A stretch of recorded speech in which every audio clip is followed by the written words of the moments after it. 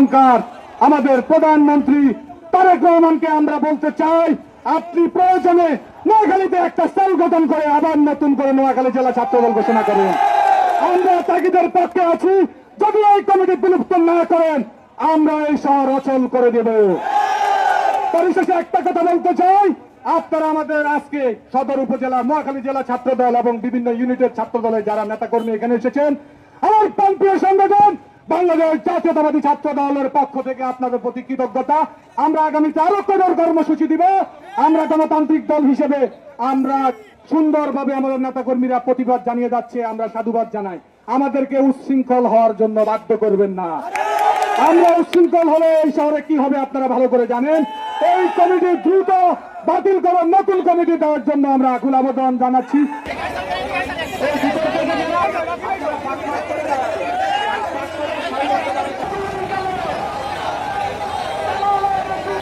এই আওয়ামী লীগের কমিটি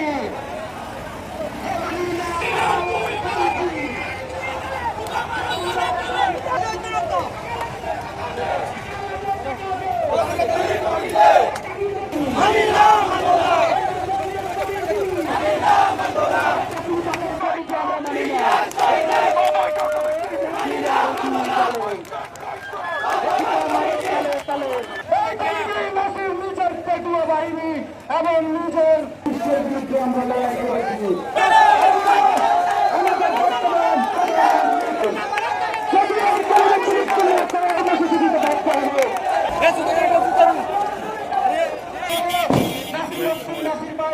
শহরে আমরা প্রতিটি সংগ্রামে ছাত্র দলের ইতিহাসে হয় নাই। আমাদের সাথে যখনই আমরা হবে তখনই প্রতিবাদ করবো।